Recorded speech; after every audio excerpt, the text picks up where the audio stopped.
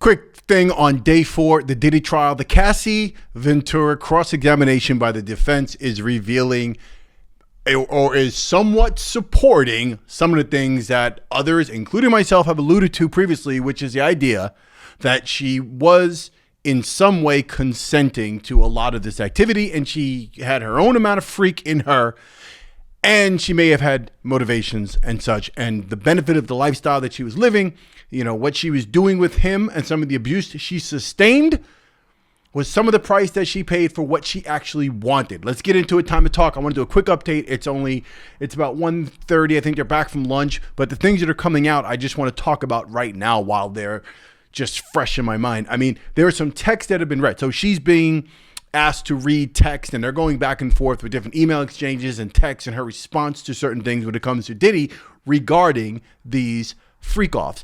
And she's coming up with stuff. I mean, there are things, they're reading stuff. I can't say most of the stuff, but she's thinking about licking things and doing stuff during these freak-offs. She was apparently growing frustrated with the relationship.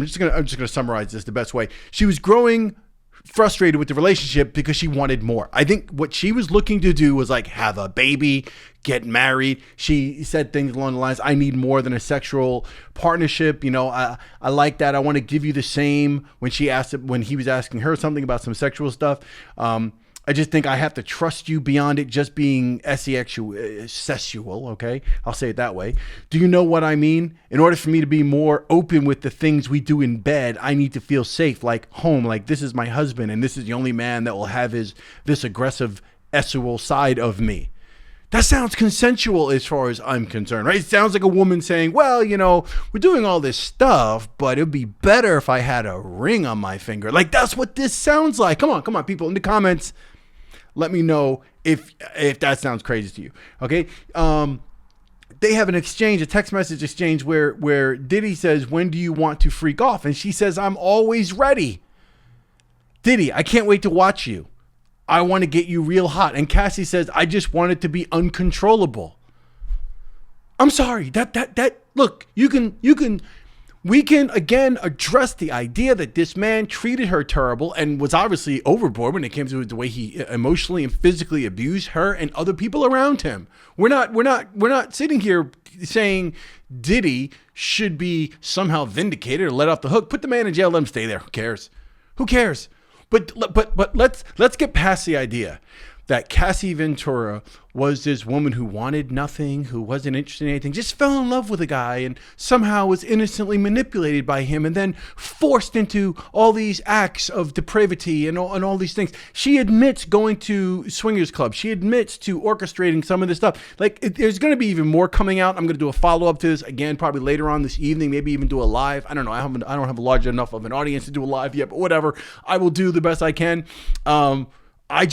These revelations, and I said it in my last video where I talked about the things that came out during day 3 when she was still being questioned by the prosecution. I said when the cross-examination occurs and the defense gets her on that stand and they go in on some of her own activities and they start to drag up all that stuff and any of the text message exchanges, it's not going to be looking good for her. And right now, it doesn't look good. Now, again, I got to keep saying this over and over and over again, right? I got to keep saying this, that none of this excuses Sean Combs' behavior, right? So the beating we all saw her took, all of these things, and the testimony we heard from when she was testifying with the prosecution questioning her, all of these horrendous things we've heard are not excusable. None of it's excusable.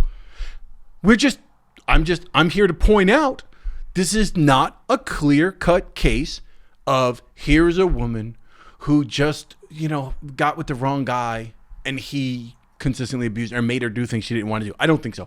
My take, I'm going to stand strong on it, is that she's a bit of a freak. Nothing wrong with that. Not even questioning that. And Diddy's not on trial for being a freak. He's on trial for sex trafficking and for racketeering. Okay? And she had her moments and she was willing, even if she wasn't full on freak, she was willing to do whatever to get this man. And she wanted to get married. She wanted to have a kid. She states it. So there was some motivation on her side. She wanted her to have her career. She wanted to be a singer, R&B singer, all these things.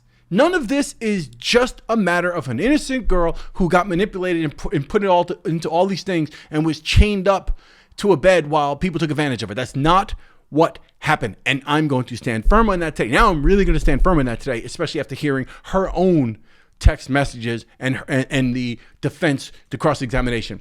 Subscribe for more. Keep me, let me know what you're hearing, what you're seeing in the comments below. Let me know if you think I'm way off or if you still look at it in terms of she was just this innocent thing. Let me know. I'm going to get back on this later this evening. I'm going to talk more about this. And when we hear more text messages, more emails, and we see what really is going down, because this is getting crazy by the minute, people. Anyway, time to talk. Subscribe. I'll see you in the next one. Peace.